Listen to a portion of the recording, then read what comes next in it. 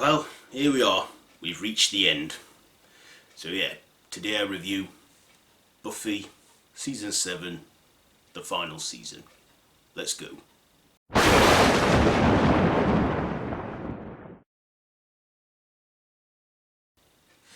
So, yeah, here we are.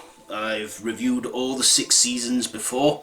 Now I'm here reviewing the final season. So, Buffy the Vampire Slayer Season 7. Of course, it starred regulars Sarah Michelle Gellar, Nicholas Brendan, Emma Caulfield, Michelle Trachtenberg, James Masters, with Alison Hannigan as Willow and Anthony Stewart Head as Giles, with Eliza Dushku as Faith in the final part of the season. So, yeah,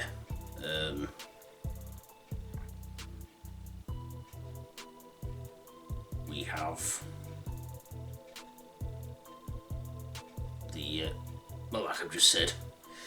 So anyway, likes and dislikes. So, what did I like? Well, I like that it got off to a good start and we got some new characters in there.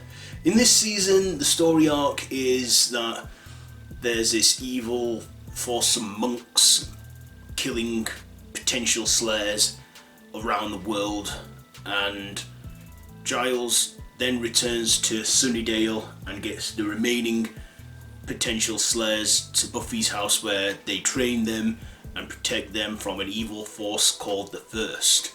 As in, it's the first evil, the first before the universe, which is an entity which takes the shape of dead people, including Buffy, because she's already been dead. And yeah, the First plans to unleash hell on Earth with an ancient species of vampire. And, you know, in the final ever episode, Willow unleashed a spell which makes, you know, no longer Buffy just a chosen one. Because we find centuries ago, a group of men made the Slayer, and it would be a chosen one in once in every generation. But Willow, she then makes a powerful spell which makes every potential Slayer a Slayer. So then the whole potentials become full Slayers and lead the final fight with Buffy. And of course, Spike makes his ultimate sacrifice in this, and Spike has a soul. And yeah, the Hellmouth gets destroyed along with Sunnydale. So let's get into my likes and dislikes. First of all, I thought this was a great final season. Great way to end it. Didn't end it on any cliffhangers, ended on a good note. I mean, they did continue this on in comics, but for TV wise, it ended decently. And I thought all the leads in this were great. Sarah Michelle Gellar as Buffy, and you know, Nicholas Brendan as Xander, and Michelle Trachtenberg as Dawn. I just loved all the regular cast in this, and I loved the potential Slayers we had. Also, I like the relationship between Willow and Kennedy. You know, again, she finds love again after losing Terra. But Willow, she even returns after her whole rampage of dark magic. You know, she gets rehabilitated by Giles and then returns to Sunnydale.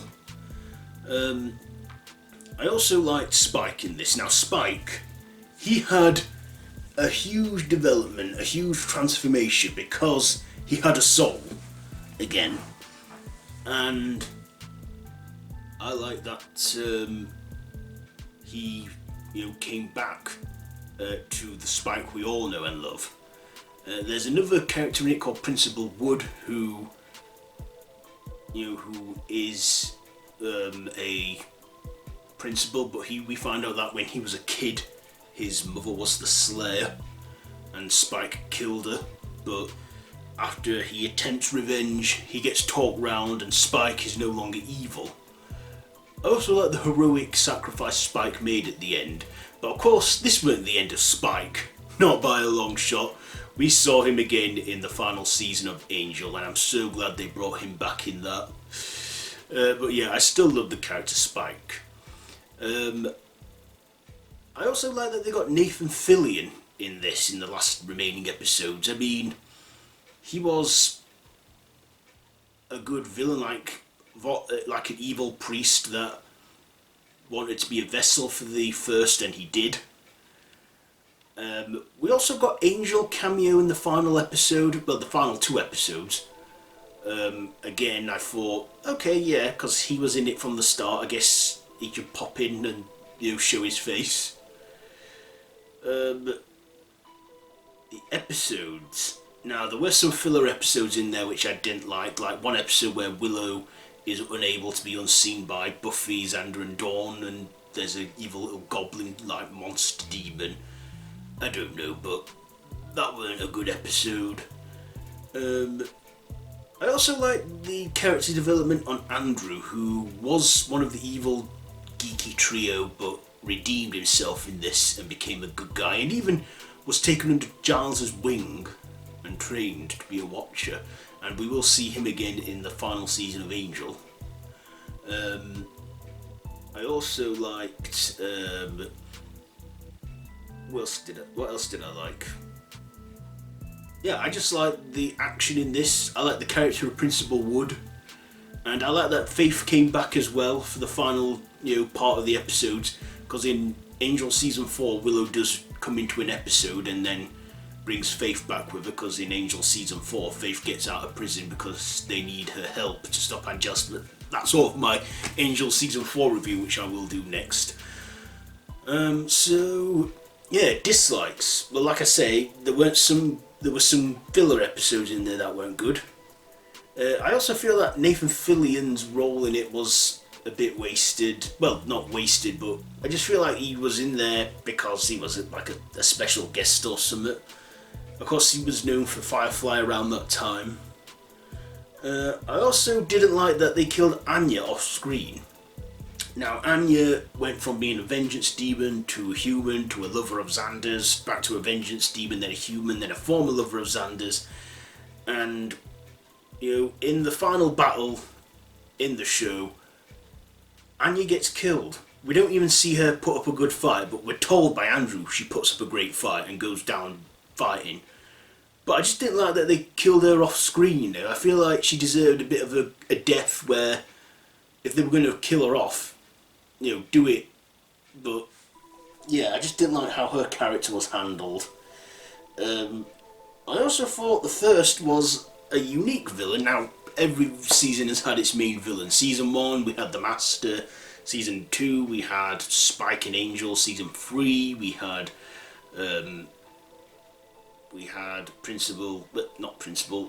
Mayor Richard Wilkins.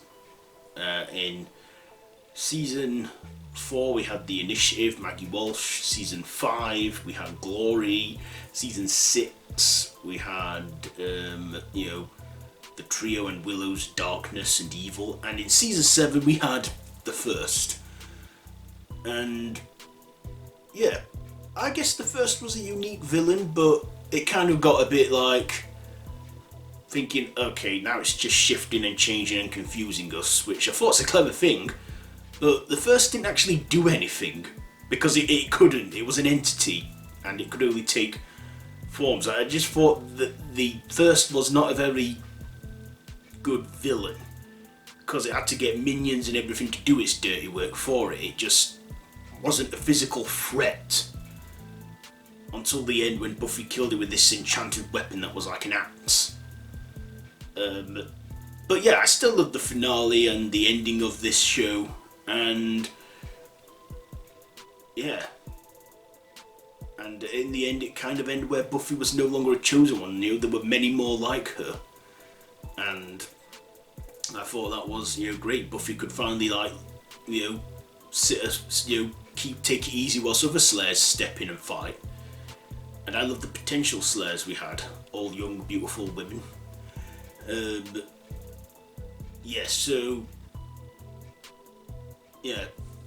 So the episodes of Season 7,